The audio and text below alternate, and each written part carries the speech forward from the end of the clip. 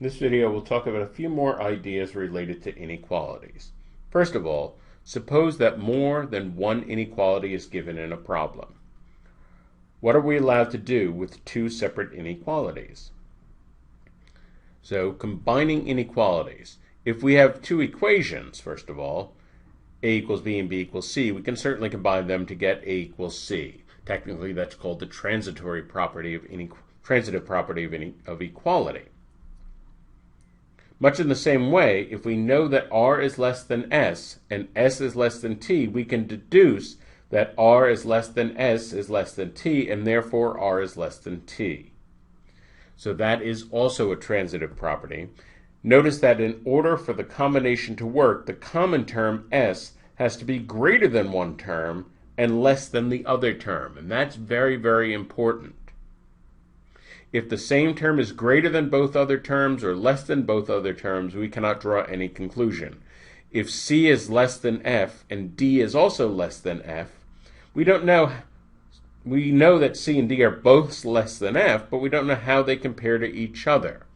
So for example, if f is 100, then c and d are both numbers less than 100, but there's nothing telling us which one is bigger than the other. The second issue, adding inequalities. Recall that we're allowed to add or subtract any two equations. Turns out equations are very easy in this regard. With inequalities, we need to be more careful. Suppose we have two inequalities, a is less than b and c is less than d. What sorts of addition and subtraction are allowed?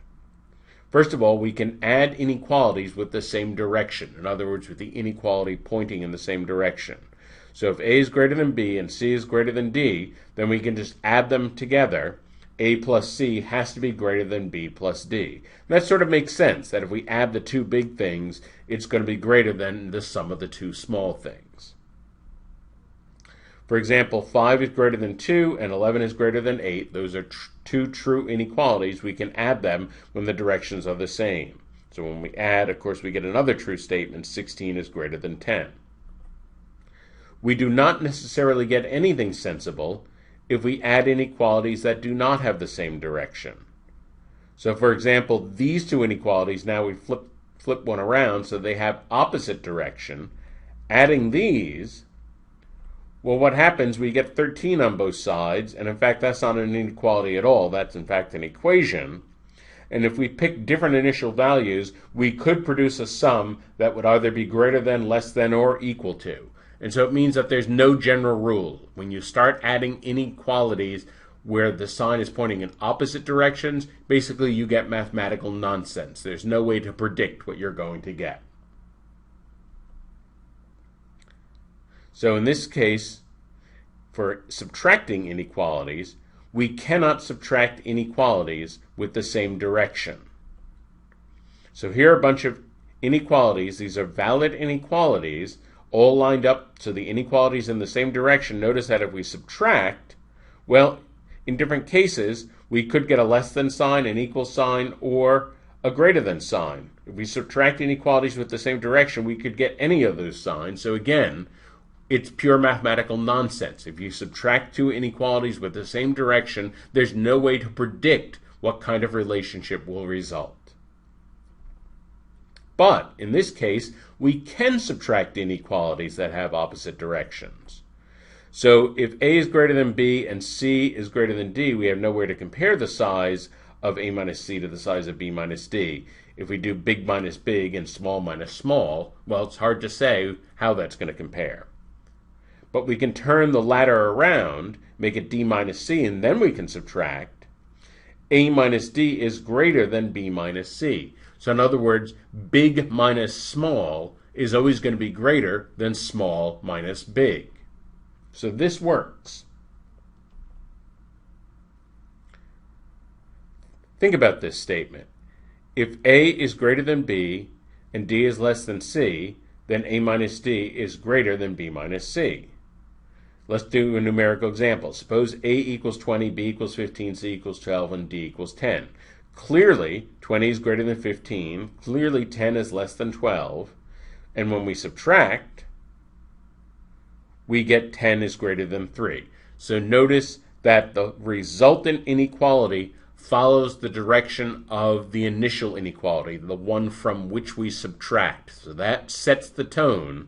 That first one from which we subtract from that something in the opposite direction, and the result, the difference, will be the same as the original. There are no rules for multiplication and division of inequalities. Again, it always results in mathematical nonsense. You cannot do it. You might think that if A were greater than B and C were greater than D, it would always lead to A times C is greater than B times D. Why wouldn't it be that big times big is always greater than small times small? If we were guaranteed that all the numbers are positive, then that would work, but consider this example. Negative 10 is clearly less than positive 2, and negative 8 is clearly less than positive 3. But if we multiply, we get negative 8 times negative 10, and negative times negative gives us positive 80, which is greater than 6, 2 times 3, which is 6. So this is an example where multiplying the two quote-unquote smaller numbers, the negative numbers, gives a very positive, a very large product. And so that's why there are no rules whatsoever for multiplication and division of inequalities. It is definitely true that any positive number is greater than any negative number. Now that might be an obvious statement, but this can be a useful shortcut in certain circumstances. If we know that a number is negative, we don't need to calculate its exact value. We know for a fact that just by fact that it's negative, it is always less than any positive number. Also, keep in mind that adding any positive number always makes a number bigger. So, for example, x plus 10 has to be bigger than x. And in fact, any positive number could even be a fraction. X plus 2/5 has to be greater than x. Much in the same way, subtracting any positive or adding any negative makes a number smaller, always. So x has to be greater than x minus 3. Subtracting 3 necessarily makes anything smaller. So here's a practice problem. Pause the video and then we'll talk about this. So this is a very test-like problem, and in particular, it's a test-like problem because it's designed with some traps that would punish people who think very naively about numbers, who think that all numbers are the numbers that they can count on their fingers. They forget about other kinds of numbers. So first of all, that first statement, that is legitimately true. That if we add 2, doesn't matter whether the number is positive or negative, a fraction, doesn't matter. If we add 2, we make it bigger. So that is always greater than x. And because 1 has to be included in the answer, we can eliminate answer D, because that one doesn't include 1. Okay, what about 2x? Is 2x always greater than x? Now, if you're thinking about positive numbers, this is where you could run into a problem, because, of course, if you double any positive number, it gets bigger. 6 is bigger than 3, 20 is bigger than 10, that sort of thing. The problem is when we get to negative numbers. If I have negative 10 and double that, that's negative 20. Negative 10 is greater than negative 20. One way to think about that, which is better? Would you rather be $10 in debt or $20 in debt? You're much better off financially if you're $10 in debt rather than $20 in debt. And so that's one way to think about it. Negative 10 is definitely greater than negative 20. So with negative numbers, that just doesn't work. So 2 is not always true. And so that means we can eliminate any of the answers that include 2. And so now we're just down to A and C. Finally, x squared. Now this is particularly tricky because, of course, with most positive numbers, you square it and it gets bigger. And with negative numbers, you square a negative, it becomes positive. So, of course, that's bigger also because any positive is bigger than a negative. So it might look like, gee, we're all set. Well, first of all, notice that there are a couple numbers, if we square them, like 1 and 0. If we square 1, we get 1. If we square 0, we get 0. Well, that's not an inequality. That's an equality. 1 squared equals 1. It's not greater than 1. And also, think about the decimals between 1 and 0.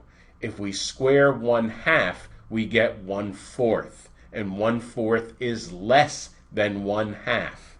When we square fractions, they get smaller.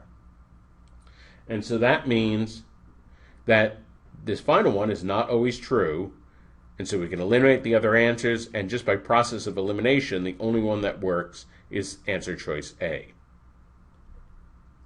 In summary, we can combine inequalities if the common term is less than one and greater than the other. We can combine everything in the same direction.